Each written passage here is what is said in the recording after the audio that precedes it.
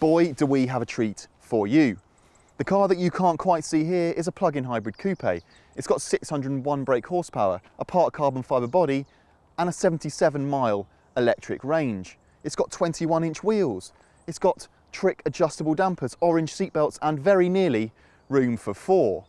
But is this the Polestar 1, the ultimate expression of low-emission motoring? While the majority of new plug-in hybrid models these days are executive saloons like the Volvo S90 and Mercedes E-Class, or SUVs like the BMW X5, this offering from Volvo's performance brand Polestar is something different. An elegant-looking, luxurious and high-performance coupe with numbers that will quite simply blow your mind. It's also the first and last plug-in hybrid vehicle Polestar will make. The Swedish brand has already started its rollout of pure electric models, making this halo car something a bit different.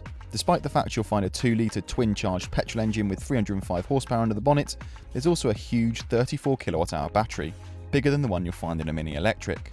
That's what helps the Polestar to its mega all-electric range, a figure that, if you take it easy, isn't beyond the realms of possibility.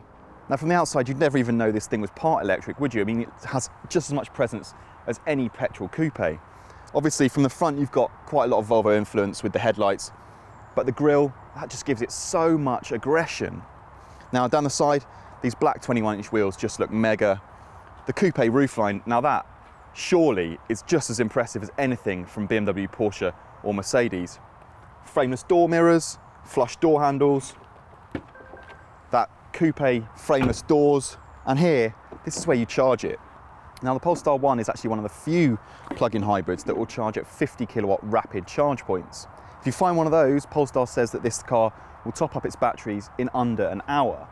Use an 11 kilowatt 3-phase wall box and they do the same job in around 3 hours. Now Polestar doesn't provide us with numbers for a 3-pin plug, but on our estimates you're looking at around 15 hours, or if you plug in as soon as you get home at night, then you'll wake up with a full battery.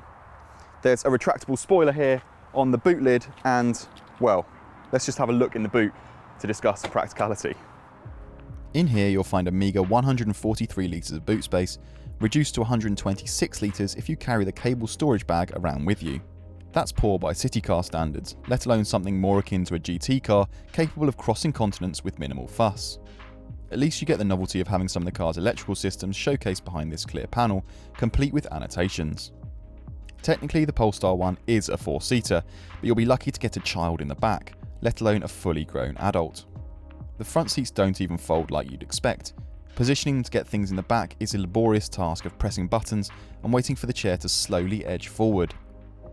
Once you've done that, there's a seatbelt attached to the base of the front seat, no less, to clamber over.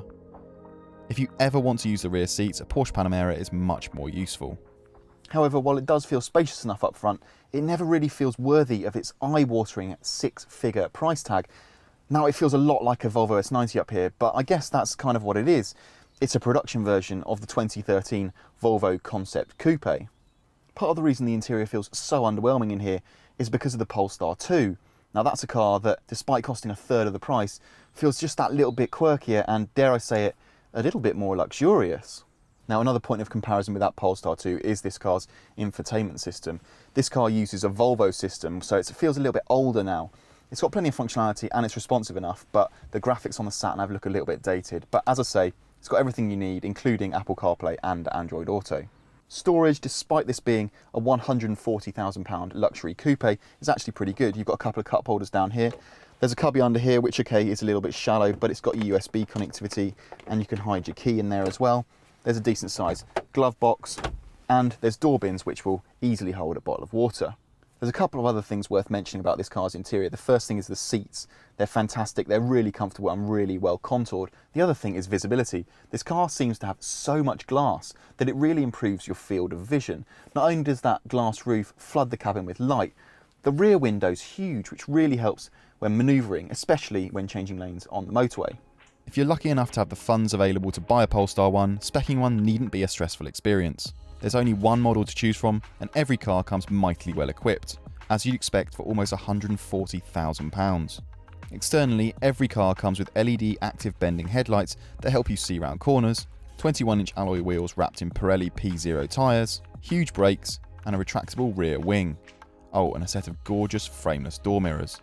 Inside there's 2-zone climate control, heated Napa leather sports seats, a Bowers & Wilkins 15-speaker stereo, and a head-up display. There's a 12.3-inch digital instrument cluster, and that portrait touchscreen comes with sat-nav and DAB, as well as Apple CarPlay and Android Auto, as discussed. It's an option in its Volvo donor car. Now, we're not going to go into too much detail as to exactly how that hybrid system works, but suffice to say, a 2-litre turbocharged and supercharged petrol engine mated to a pretty big battery means it's not lacking when it comes to performance. Ordinarily, if you've got enough power in the batteries, the electric motor will power only the rear wheels. Of course, that means it's pretty much like any of its main rivals. However, when you call upon the petrol engine, it ignites the front axle as well, which gives it 4-wheel drive capability and plenty of grip.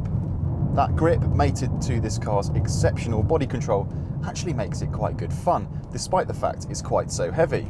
It's actually really rewarding to drive, but this car's left-hand drive, and of course, all Polestar 1s are left hookers. That's because it's built in such limited numbers. That means on tight, twisting country roads, you have to be really careful where you're placing it, especially with things like trucks and buses coming towards you. Now, at almost £140,000, you could quite reasonably put the Polestar up against cars like the Bentley Continental GT. But despite appearances, this car is probably more of a sports car than it is a cross-country GT. The Polestar is a bit fidgety, certainly at slower speeds, but things smoothen out the faster you go, which is great because actually, on the motorway, this is really refined. So while at times the Polestar 1 can feel a little bit confused, on the whole, it feels like something that the engineers have put a lot of time into, something that's actually really quite special. The Polestar 1 isn't cheap to buy, but it has the potential to be a very cheap car to run. If you're lucky enough to be able to choose one as a company car, you'll save a pretty penny on your benefit in kind bill. Plug-in hybrids, no matter their list price, compare particularly favourably alongside the equivalent petrol car, so a higher rate taxpayer will fork out just £1,667 a year for the Polestar. A BMW M8, which has a slightly lower list price but far higher CO2 emissions, will cost almost £18,000 in BIK tax in the first year alone. You get the impression with this Polestar 1 that you're driving something really special. It makes even the flashiest BMWs, Mercs and Porsches just blend into the background. And that trick hybrid system sets a high benchmark that, thanks to the government's push towards full electric, few others will ever meet. Okay, it's not perfect, it's a bit more sports coupe than it is full-on GT car, and do you know what? It's got the practicality to match, but if you can afford one, you absolutely will not regret buying it. Head to DrivingElectric.com for all the latest electric and hybrid car advice, news and reviews, and check us out on Twitter, Facebook and Instagram. Finally, while you're here, make sure you hit the subscribe button on our YouTube channel and turn on notifications to ensure you never miss a video.